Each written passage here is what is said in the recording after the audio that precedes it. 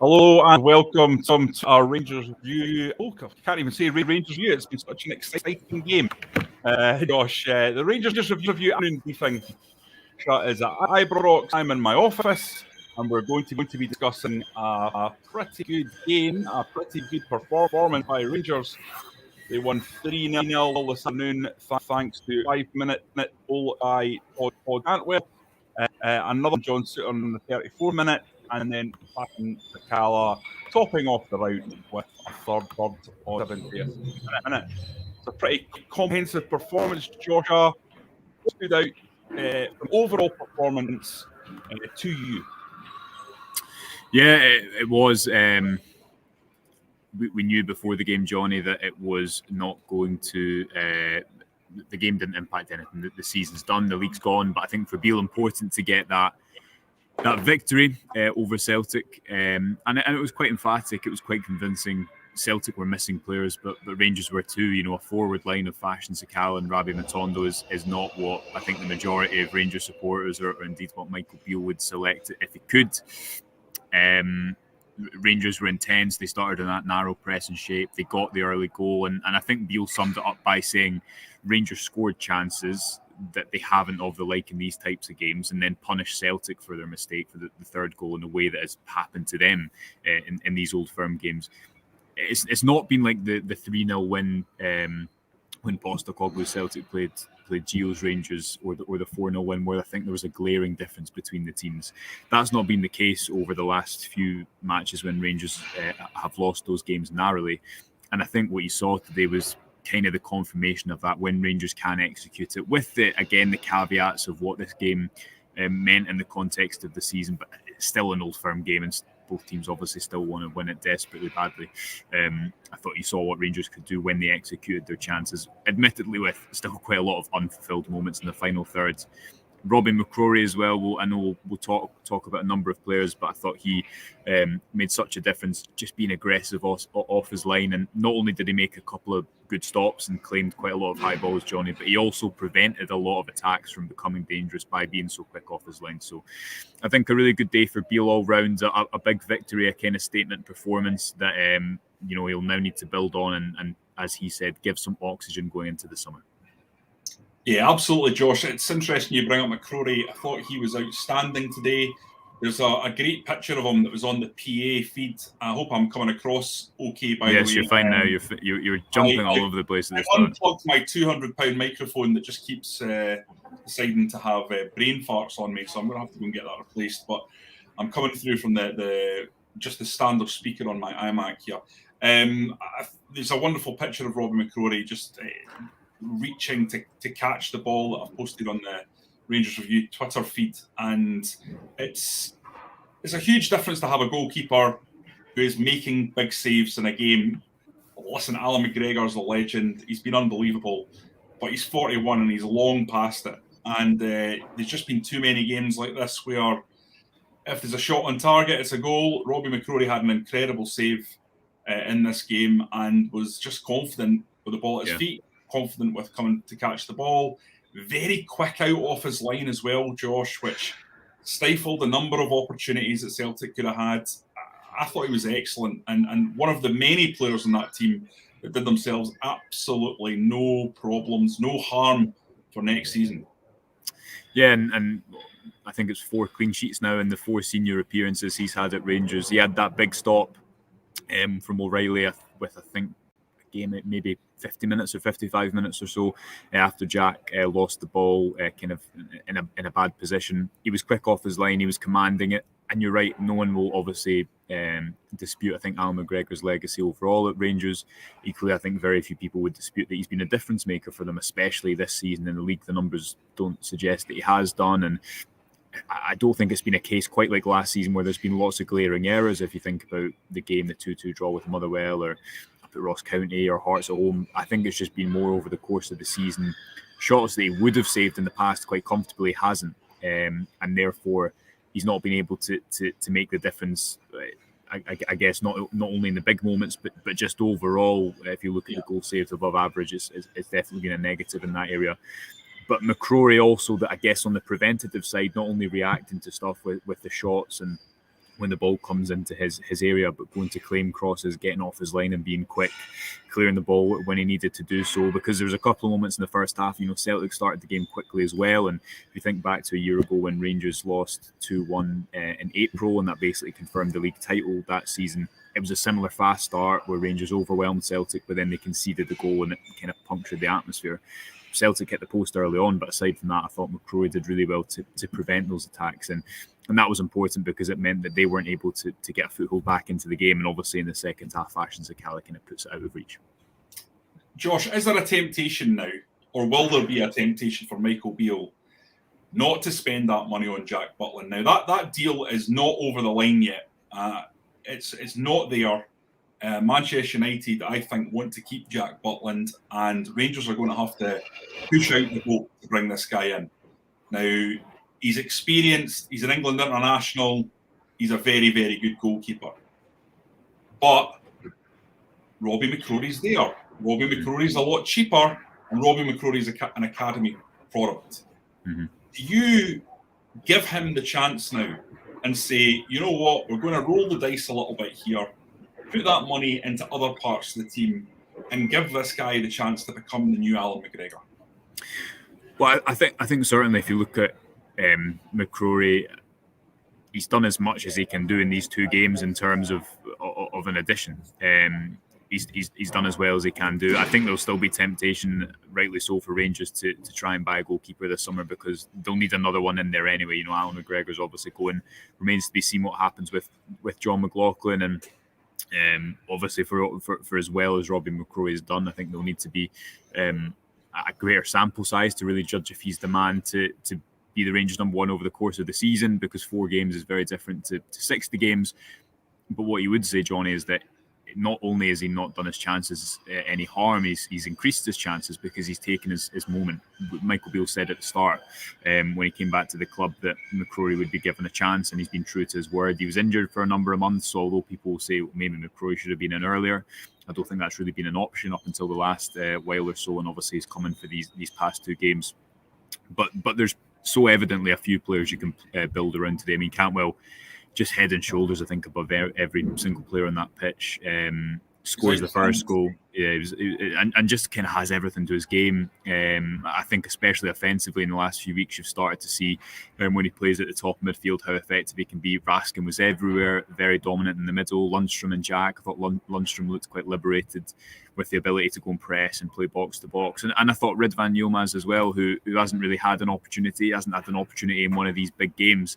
Again, I thought he was Rangers one of Rangers' best performers on the ball, as well as off it, and with the left back position very much needing someone to go and make it their own ahead of next season, with a lot of money being spent on Ridvan and him being only 21.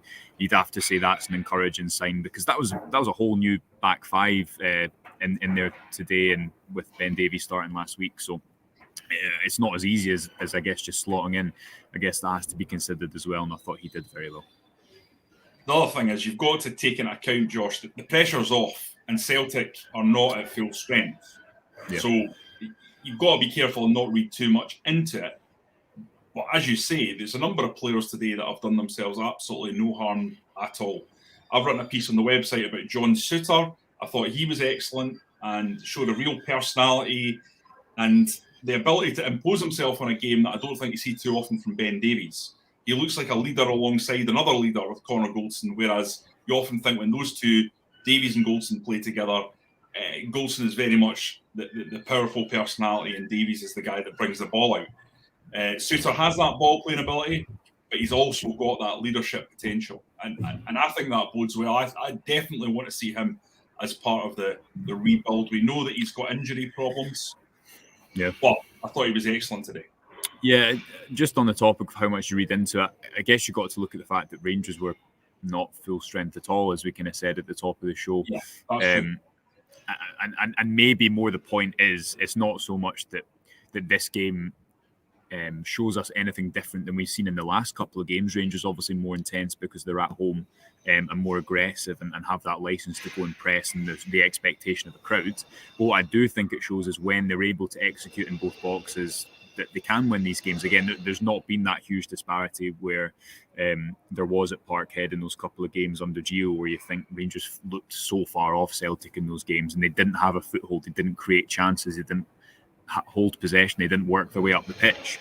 You can't say that about the last two defeats. The game at Parkhead, obviously, the two mistakes from the defenders kind of sell the game, and the game at Hampden a couple of weeks ago, a concession of a goal, which I think is still confusing people trying to work out what happened.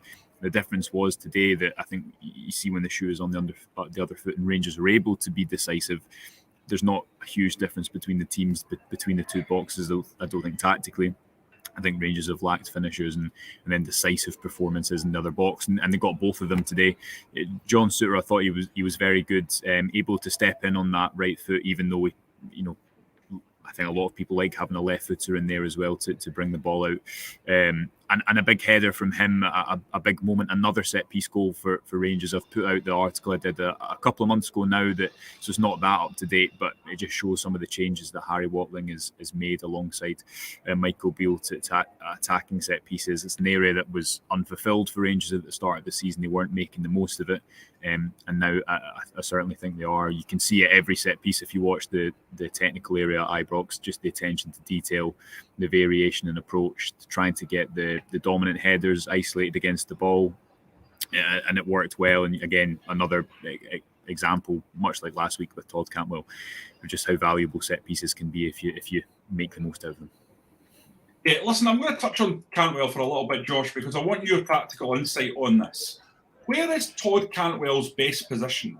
Because when he arrived, we all thought he was going to be this twinkle-toed number 10 who was going to float around, dance around the defences and cause problems by slipping clever little balls through for the strikers.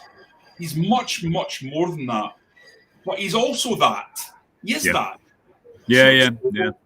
Where do you play him? Is it just a case that it's horses for courses?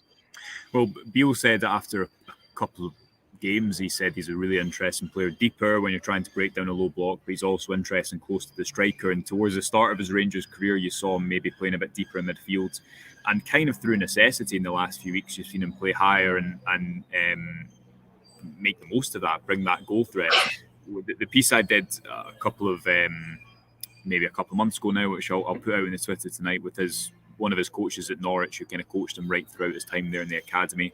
He said that he's at his best when he's kind of the centre of the team. So today he was the centre of the team because the way that Rangers were playing was they were on the front foot, they were aggressive, they were trying to play the game in Celtic's half. Obviously that changes a bit when the game goes 2-0. But he was the centre of the team because he was knitting together Rangers' attacks. He was carrying Rangers forward. He was the one leading the press, which you see for the third goal. So he was the main man there. If the game is played when a team is sitting in, then that's when I think maybe the argument is playing a bit deeper so he can still be the centre of the team, knitting it together, but doing it, seeing more of the ball than maybe a number 10 playing with his back to goal all the time, if that makes sense. So it's a huge positive for Rangers that he can do either. I think if you're talking about Todd Cantwell's best role, what we've learned so far is he needs to be the centre of the team. How many players have Rangers had in the last few seasons that you can hang their hat on them having big old firm performances? Now, you're right, this is one game with the league done, with the context that we've already discussed. But going forward, I think there's certainly a lot of promise that when Beale goes back and talks in January about signing players who are going to grow and not shrink in an atmosphere like today, where there is still pressure, because make no mistake, if Celtic had went and won today, this would have been a very toxic place with only Rangers fans in there.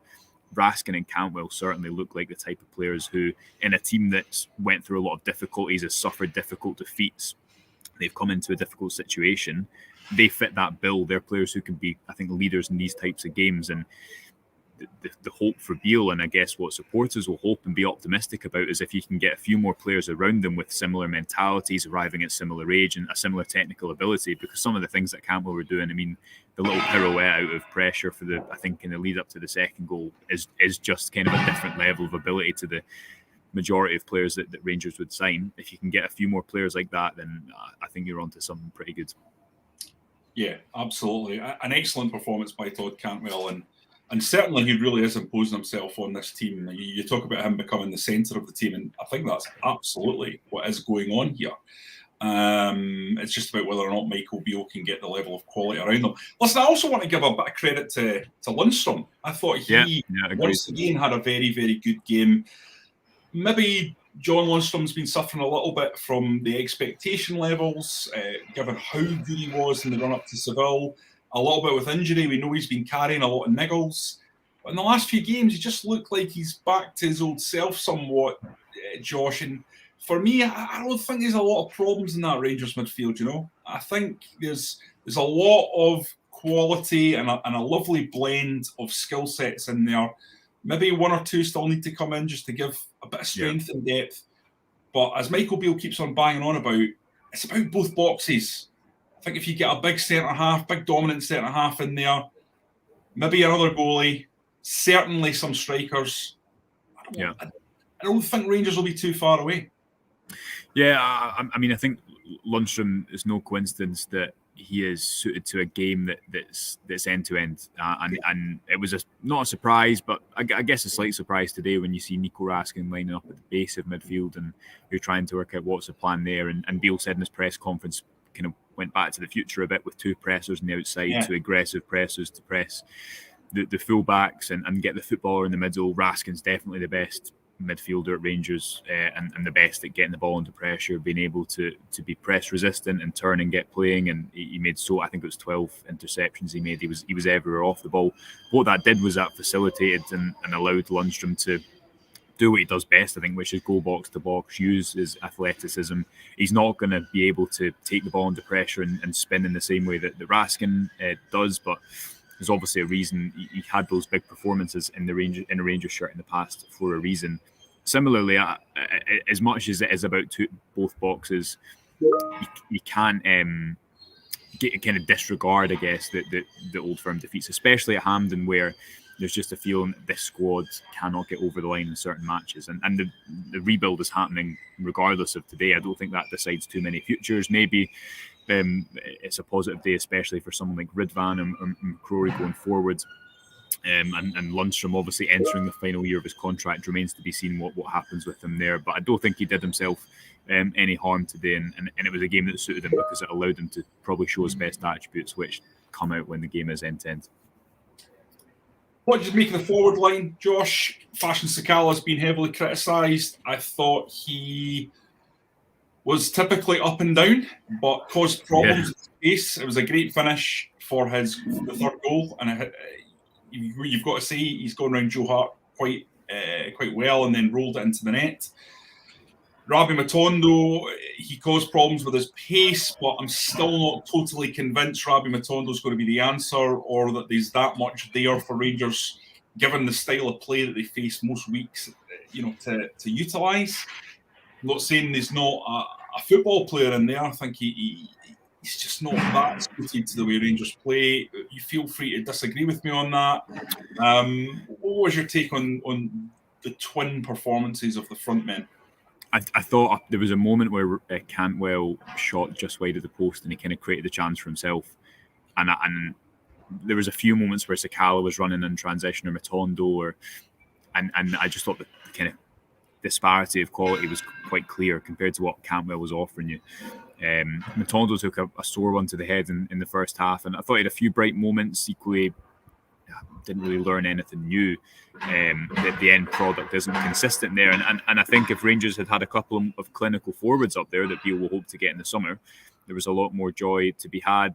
But Sakala, to his credit, I think kept at it, and it was quite a composed finish because it's I guess going around the goalkeeper is easier said than done, isn't it? Especially when you have a few seconds to think about it. And Sakala maybe is the type of player that you think he's better shooting on instinct than when he has 5 seconds running up to Joe Hart to think about what he's going to do. But again, that all comes from Cantwell winning the ball and being in the right place at the right time. So reflecting on what the team selection was going to be, it made sense that Morelos didn't start because rather than giving Rangers a focal point, what Sakala and Matondo allowed you to do was press with a lot of energy, and they gave you a lot of legs and intensity up there. And what Rangers needed today was someone to bring quality in the final third, which they haven't had. And Cantwell really hasn't played that final third role against Celtic. He's played in the midfield of the game at Hampden and the game at Parkhead. Today he was the one in the final third, and he was the one that was able to provide the quality for the first goal. I think be the one that looked most likely to get the rest of the goals that Rangers were going to have if they did add to the scoreline, and then obviously makes the interception because he pressed well throughout to set Sakala on his way for the third.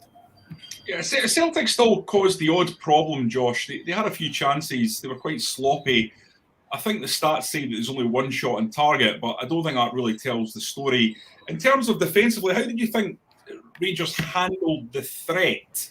Was it a case of that they handled it better, or was it just a situation where the ball finally fell for Rangers? They've not had a lot of luck.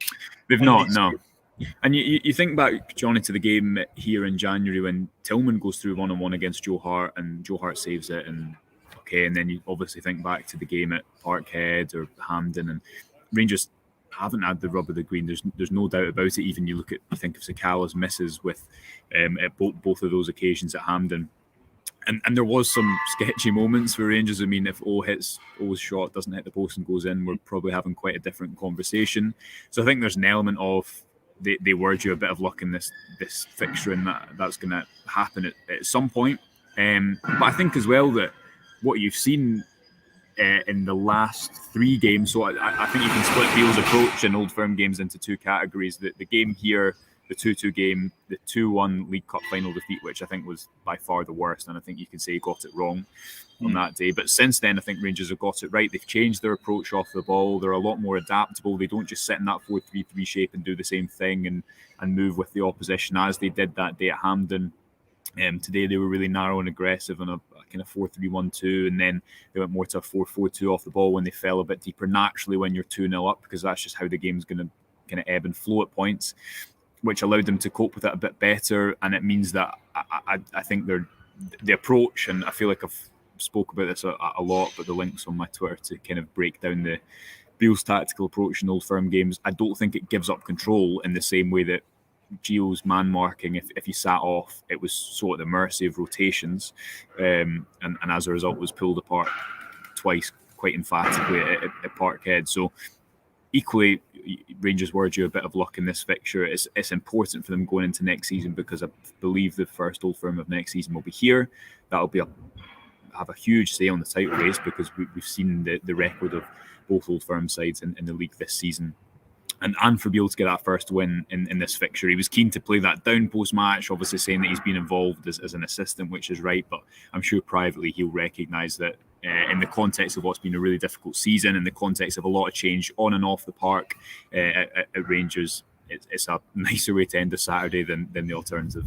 Yeah, absolutely. Right, before we talk about the press conference, because I want to grill you on what both Michael Beale and Postecoglou had to say, just to remind everyone, there's 500 people on right now.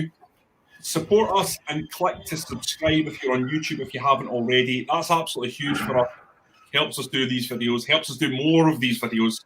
So please do that if you enjoy watching us. And of course, what it means is you'll get a notification on your phone or your computer when we go live. And we go live quite a lot. We're on every morning at 9:30. And then there's several extra videos on top of that every single week. Secondly, if you want to go the extra mile, you want to pay a little bit to help us out and also get access to our amazing content. It's granular content on the Rangers Review website. Go to www.rangersreview.com/subscribe. We've got an incredible offer. It's our best ever offer. £12 for 12 months.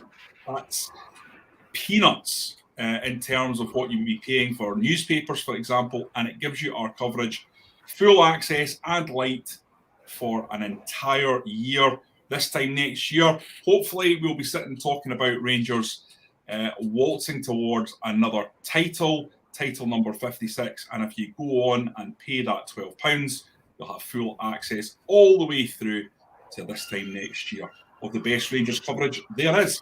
Josh, let's talk about Michael Beale. First up, how did he react? I'm assuming he was a satisfied, happy man. Yeah, quite. What would I say? Not underplaying the result, but keen to stress, keen to not overplay it, keen to not come in with any grand statements, and rightly so. Praised Robbie McCrory, praised John Souttar, praised everyone you'd expect him to do. Obviously very happy with Todd Cantwell as well, but the predominant theme he came back to was we scored from the type of chances that we've not so far this season, and at the other end we were able to be decisive as well, and that's what obviously dictates these matches. for him, it's obviously a first Old Firm win. It's a first real big win because he's not had the ability to obviously play with Rangers in Europe so far. And I don't think, although the kind of wins in Edinburgh were good wins, I don't think you could really say over the course they're going to be statement wins to look back on necessarily. I think it's Old Firm games that you need to win as a Rangers manager in that regard. So happy, probably satisfied, knows there's a lot of work to do, but we'll take great encouragement from that because he'll say he'll or hopefully he'll hope that people will see, well, if he can do this and put on these types of performances where he's fallen on the wrong side of thin margins with a squad that's not his own and a squad that's come to the end of a cycle and a season that's been a disaster because Rangers, have nothing to play for and have had nothing to play for tangibly in terms of silverware since a couple of weeks ago. He'll hope that this is evidence enough to show that he is building something and he does have a clear idea of where he wants this Rangers team to go. And most importantly, he said it gives oxygen ahead of the exciting recruitment period that is to come this summer. And to go back to the point, if you sign more players like Cantwell and Raskin, then I think you're going to be onto something quite good. Yeah, and I said on Twitter earlier on today, Josh, that I felt that Cantwell and Raskin represent the best Rangers transfer window since 2018. To me, yeah, probably. Players, I think in the Ross Wilson era, there wasn't a transfer window to match that. It's serious quality. Even if, for whatever reason, from here on in, one or both don't work out, you can't say they're not quality acquisitions. They can't say they're not players with serious talent. We've seen that over and over again in the short time that they've been here. So I think it would be about how they were utilised if that doesn't work out. But I don't think it's going to be a perfect double signing. In terms of John Souttar, who came up after, I think, the manager, he must have been also very happy with his goal. And given what he's gone through, this was a moment of absolute catharsis for him, really, to score in the Old Firm game after having basically given away a goal in the last one. That's about personality. That's about showing that you've got the mettle to become a Rangers performer. And I'm assuming that he came in beaming from ear to ear. Yeah, I'm just muting my mic because I don't know what's happening, but something loud is happening. Sounds like one of the stands is getting dismantled as you. Hopefully not. I'll speak right into my mic. Souttar, quite short and sweet. Obviously, you can watch it on the YouTube channel. But it will be not only a big moment for him on the basis of the last Old Firm game, but it's a big moment for him because of the season he's had, because of the last few years in his career. He hopes he's kind of over that injury hell, is what Michael Beale called it. And I think you can see his quality if that's the case. Ross Wilson did say at the AGM that Rangers thought they could, I think the phrase was fix John Souttar's injury issues, and if he's able to stay fit, they've got a very good defender there. You're laughing, is that because of the noise? I mean, yeah, it's quite incredible. I think we're going to have to let you go because it sounds like, I don't know, that there's something serious going on there. Perhaps they're dismantling something, who knows, but it's extremely loud. So let's call it a day there, Josh. It's been great to chat with you. A fantastic performance. I think we'd have sent everyone home happy after a few matches against Celtic that probably people would rather forget if you're of a Rangers persuasion. So we'll call it a day there. We'll be back tomorrow with even deeper analysis. Josh will have had a chance to really dig through the stats by then. He'll be able to kind of start pulling apart what we saw today at Ibrox and kind of put it into a bit more statistical and data-led context rather than just the eyeball view that we've had so far. So listen, Josh, thanks very much for joining me on this late afternoon podcast, and hopefully we will catch up with you once again soon. Until next time, guys, thanks for listening.